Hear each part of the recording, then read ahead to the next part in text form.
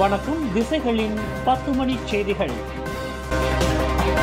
வெளிநாட்டு தலைவர்கள் சாரா உதவி திட்டத்தை பெரிதும் பாராட்டுகின்றனர். அன்வார் தகவல். மலேசியர்களின் நிதிச் சுமையை குறைக்கும் அரசாங்கத்தின் சாரா உதவி திட்டத்தை வெளிநாட்டு தலைவர்கள் வியந்து பார்ப்பதாக பிரதமர் டத்தோஸ்ரீ அன்வார் இப்ராஹிம் தெரிவித்துள்ளார். ஆசியான் கூட்டங்களில் தாம் பங்கேற்ற போது அதில் கலந்து கொண்ட வெளிநாட்டு தலைவர்கள் மலேசியாவின் இம்முயற்சியை பெரிதும் பாராட்டியதாகவும் அன்வார் குறிப்பிட்டுள்ளார்.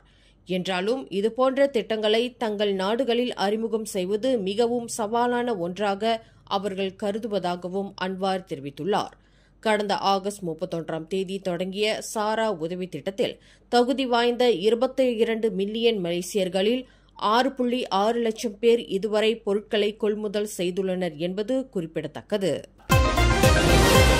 எதிர்வரும் மாநில தேர்தலில் தங்களுடன் கூட்டணி அமைப்பதற்கான கபோங்கான் ராயட் சபாவின் முன்மொழிவை சபா அம்னோ நிராகரித்துள்ளது.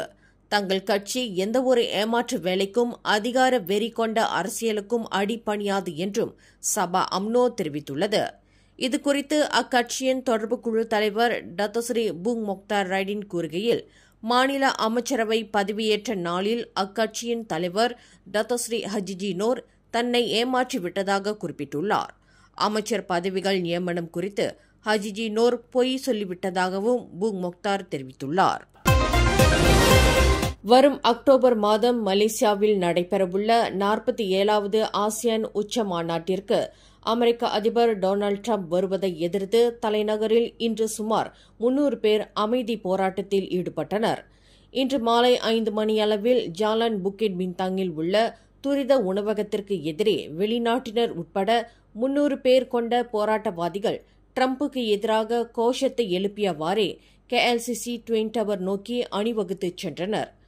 கைகளில் டிரம்பின் புகைப்படங்கள் பதித்த பதாதைகளை ஏந்திச் சென்ற அவர்கள் டிரம்பின் வருகையை நிராகரிக்குமாறு மலேசிய அரசாங்கத்தை வலியுறுத்தினர். கடந்த ஓராண்டாக தங்கள் கிராமத்தில் உலவி வரும் 3 பெரிய காட்டு யானைகளைக் கண்டு போஸ்ட் பாசேக் கிராமவாசிகள் மிகவும் அச்சமடைந்துள்ளனர்.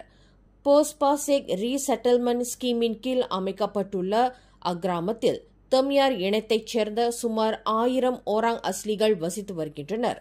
இந்நிலையில் அக்கிராம மேம்பாடு மற்றும் பாதுகாப்பு குழு தலைவர் ஜிம்மி அரிஃபின் கூறுகையில், கிராமவாசிகள் தங்கள் பிள்ளைகளை பள்ளிக்கு அனுப்பும் நேரங்களில் 3 காட்டு யானைகளை எதிர்கொண்டு வருகின்றனர் என தெரிவித்துள்ளார். மேலும் 3 யானைகளும் மனிதர்களைக் கண்டு அஞ்சுவதில்லை என்பதால் கிராமவாசிகள் உறக்கமின்றி தவித்து வருவதாகவும் ஜிம்மி அரிஃபின் குறிப்பிட்டுள்ளார்.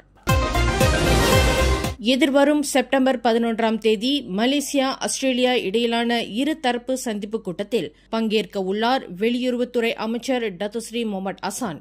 இக்கூட்டம் வர்த்தகம், கல்வி, தொழில்நுட்பம் மற்றும் வட்டார பாதுகாப்பு உள்ளிட்ட பல துறைகளில் இரு நாடுகளுக்கு இடையிலான உறவுகளை வலுப்படுத்தும் என எதிர்பார்க்கப்படுகின்றது.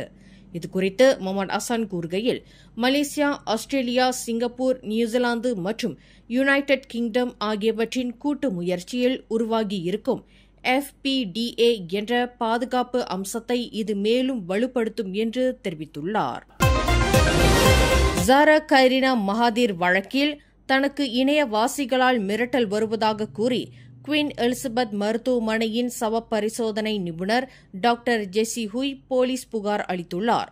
ஜாரா மரணம் தொடர்பான வழக்கில் 2 நாட்கள் சாட்சியம் அளித்ததைத் தொடர்ந்து அவருக்கு இந்த மிரட்டல் வந்திருப்பதாக மாவட்ட காவல்துறை தலைமை உதவி ஆணையர் கசிமுடா தெரிவித்துள்ளார்.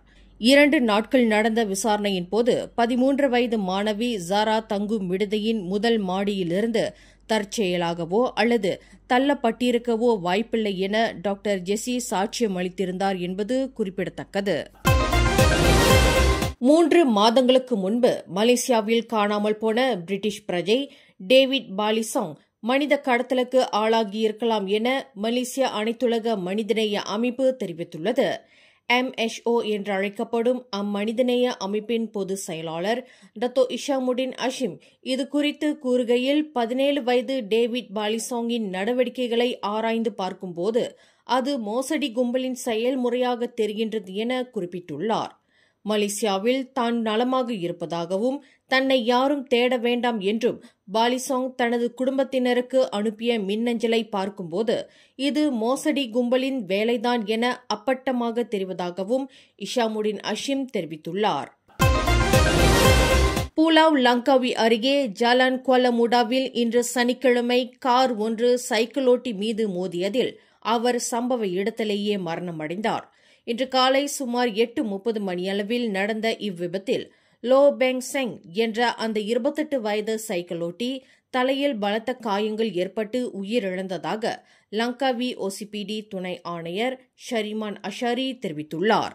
தனது சைக்கிளோட்டும் குழுவினருடன் வந்த அந்நபர் சக சைக்கிளோட்டியுடன் மோதுவதை தவிர்க்க முயன்றபோது எதிரே வந்த கார் அவரை மோதியதாகவும் ஷரிமான் அஷாரி குறிப்பிட்டுள்ளார். அடுத்த ஆண்டு முதல் குறைந்தது 150 சுகாதார மையங்களில் AI மூலம் நுரையீரல் பரிசோதனை செய்யும் முறை அறிமுகப்படுத்தப்படும் என சுகாதார அமைச்சர் டத்தோஸ்ரீ டாக்டர் ஜுல்கிஃப்லி அஹ்மத் தெரிவித்துள்ளார். நுரையீரல் புற்றுநோய் மட்டுமல்லாமல் டியூபர்குலோசிஸ், ஆஸ்துமா மற்றும் கடுமையான நுரையீரல் அடைப்பு நோய் உள்ளிட்டவைகளை AI பரிசோதனை மூலம் உடனடியாக கண்டறிந்து விட முடியும் என்றும் ஜுல்கிஃப்லி அஹ்மத் குறிப்பிட்டுள்ளார். கடந்த மே மாதம் நாடெங்கிலும் சுமார் 7 சுகாதார மையங்களில் AI நுரையீரல் பரிசோதனை முறையை அரசாங்கம் அறிமுகப்படுத்தியதை அடுத்து தற்போது அதன் எண்ணிக்கையை அதிகப்படுத்துவது குறிப்பிடத்தக்கது. ஜித்ரா அருகே உள்ள கம்போங் சங்லாங்கில் அறுவடை இயந்திரம் ஆற்றில் கவிழ்ந்ததில் 11 வயது சிறுவன் நீரில் மூழ்கி மாயமாகியுள்ளார். இன்று சனிக்கிழமை மதியம் அச்சிறுவன் தனது நண்பர்கள் 3 அறுவடை இயந்திரத்தை இயக்கிய போது அது ஆற்றில் கவிழ்ந்ததாக நம்பப்படுகின்றது. இதுகுறித்து கிடா தீயணைப்பு மற்றும் மீட்புத்துறை வெளியிட்டுள்ள அறிக்கையில் இச்சம்பவத்தில் 2 சிறுவர்கள் தாங்களாகவே தங்களை காப்பாற்றிக் கொண்டதாகவும் ஒருவரை மீட்புக்குழு மீட்டதாகவும் மற்றொரு சிறுவனை தேடும் பணி தற்போது நடந்து வருவதாகவும் தெரிவித்துள்ளது. மேலும் செய்திகளை தெரிந்து கொள்ள கீழே இருக்கும் பெல் பட்டனை அழுத்துங்கள். உங்கள் மகிழ்ச்சியை வெளிப்படுத்த லைக் மற்றும் ஷேர் செய்யுங்கள். தொடர்ந்து திசைகளோடு இணைந்திருக்க சப்ஸ்கிரைப் செய்யுங்கள்.